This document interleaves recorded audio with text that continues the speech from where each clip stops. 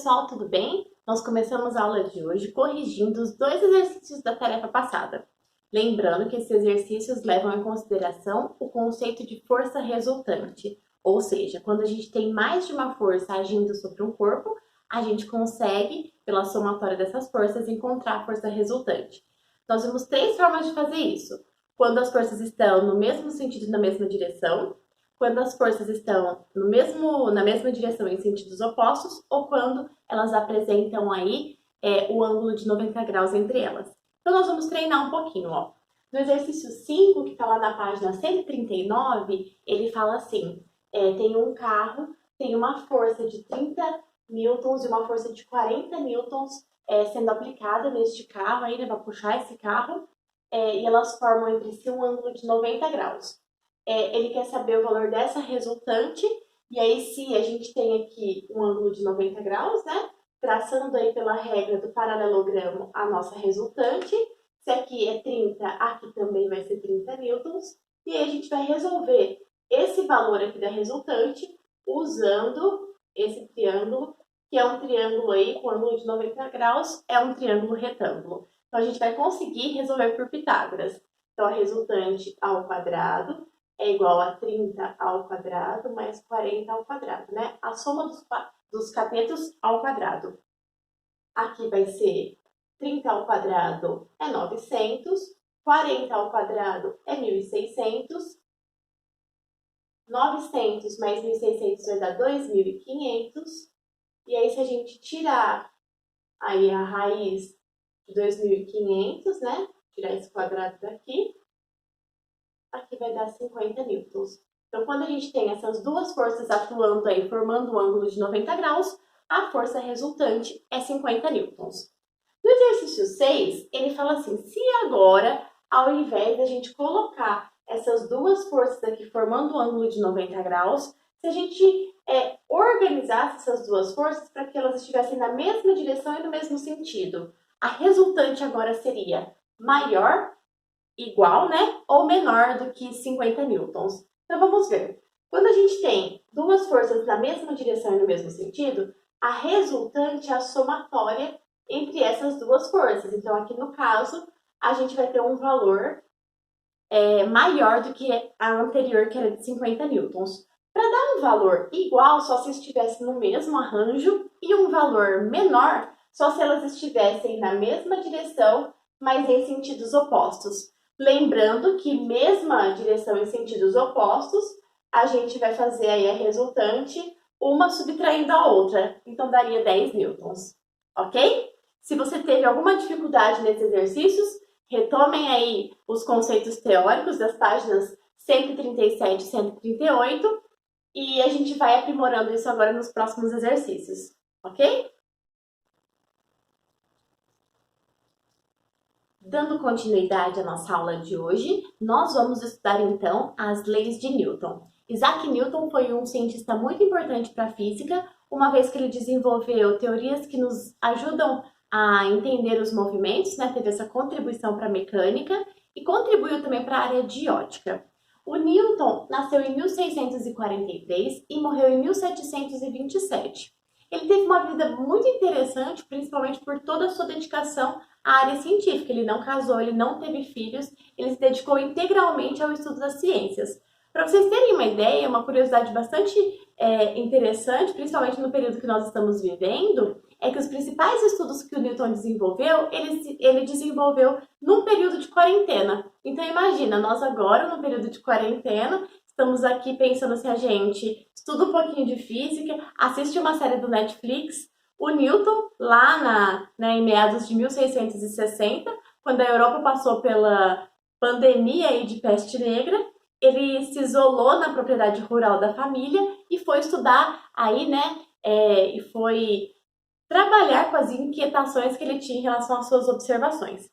Se a maçã realmente caiu na cabeça dele, e isso contribuiu para o desenvolvimento da teoria do Newton sobre gravidade, a gente nunca vai saber se é verdade ou se é uma lenda. Mas há indícios aí de que foi nesse período de isolamento em que ele teve as suas principais ideias. O Newton nem sempre foi um bom aluno, pelo contrário, ele começa a estudar aos 12 anos, que ele sai da propriedade rural dos pais e vai para a cidade, e ele entra nos colégios, né, de Cambridge com 18 anos e só se forma aí na universidade a partir dos 22, 23 anos. Ele assume um trabalho bastante importante no meio científico, mas as ideias do Newton nem sempre são aceitas. E como ele tem dificuldade de trabalhar a parte social, ele era muito solitário, retraído, todas as críticas o impedem de avançar aí nas suas divulgações científicas, não no estudo. Ele para de divulgar e se isola um pouco mais, mas não deixa de estudar. Quando seus principais críticos começam a sair de cena no meio científico, vários deles faleceram e a ciência foi tendo outro rumo, o Newton volta a entrar em cena e aí sim divulga os seus estudos, que estão lá principalmente, né, nesses princípios matemáticos de filosofia natural, onde ele apresenta o que nós vamos estudar hoje, que são as suas 3 leis aí para o movimento. Essas e outras informações e curiosidades sobre o Sir Isaac Newton, eu vou deixar num videozinho para vocês, né, uma biografia sobre o Newton e a história do Newton, que não atuou só na física, mas dizem por aí que ele teve uma atuação também na alquimia.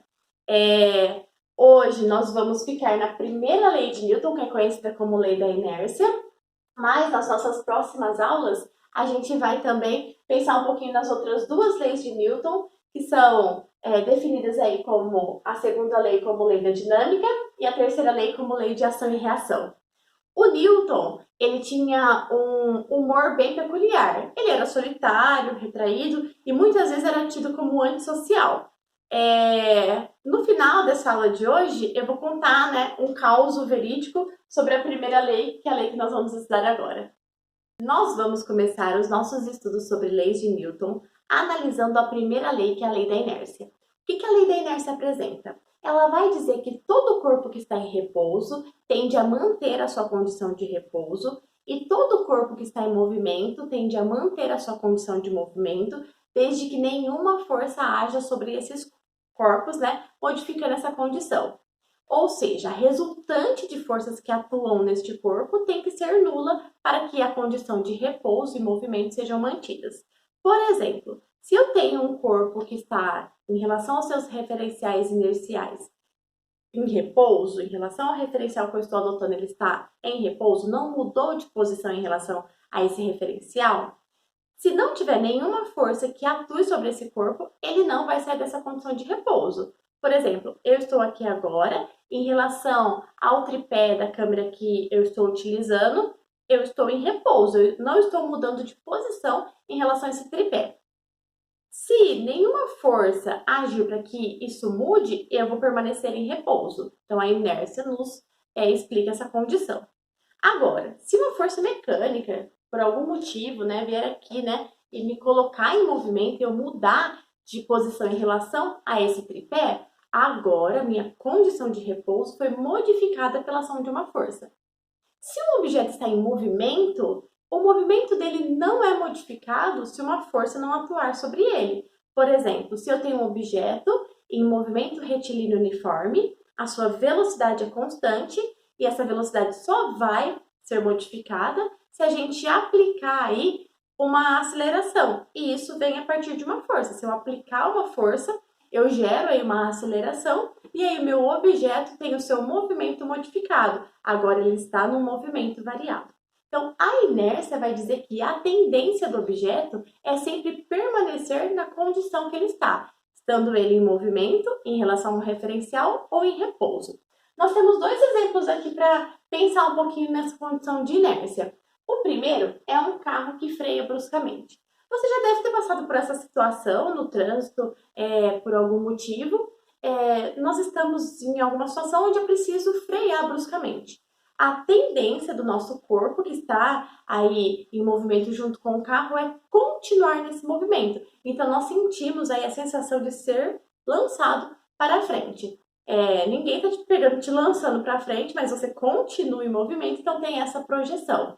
O que nos faz aí justificar a utilização do cinto de segurança. O cinto de segurança, ele vem justamente, né, por conta dessa lei da inércia, a nossa tendência a continuar no movimento. Ele é um dispositivo para que a gente consiga, então, se proteger nessa projeção, caso seja necessário o carro brecar aí de maneira brusca.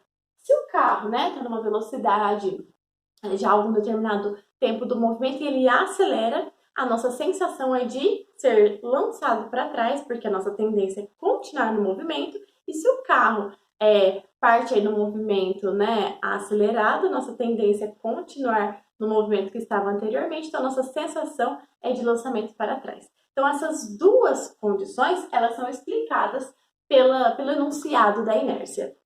Espero que tenha ficado claro. Ele é um enunciado teórico, a gente não vai fazer nenhum cálculo aqui no enunciado da inércia, mas é extremamente importante que você entenda essa condição. O enunciado da inércia está lá na página 140 do livro, então retome esses conceitos antes de fazer os exercícios. E, para finalizar nossa parte teórica, eu já vou falar os exercícios da tarefa, eu só vou contar um caso de como é que o Newton escreveu esse enunciado da inércia. Teve um dia que ele acordou meio de mau humor, e isso não era muito difícil, porque ele tinha um humor bem peculiar, e ele falou para a secretária dele: olha, escreve aí que hoje eu não vou fazer nada. Aí ela falou assim: senhor Isaac Newton, o senhor não pode publicar isso num meio científico, o pessoal vai achar que o senhor não está com vontade de pesquisar, de desenvolver as suas teorias. Ele falou assim: tá bom, né? Então escreve aí: todo corpo que está em repouso tende a permanecer em repouso. Um caso verídico do Newton, ok? Pessoal, e para finalizar, eu vou deixar aqui a tarefa, são os exercícios 3, 4, 6 e 7, que estão entre as páginas 146 e 148. Façam com atenção, com carinho, são exercícios de inércia e de força resultante para treinar mais um pouquinho, ok? Espero que a gente se encontre muito em breve. Um beijo e até a próxima!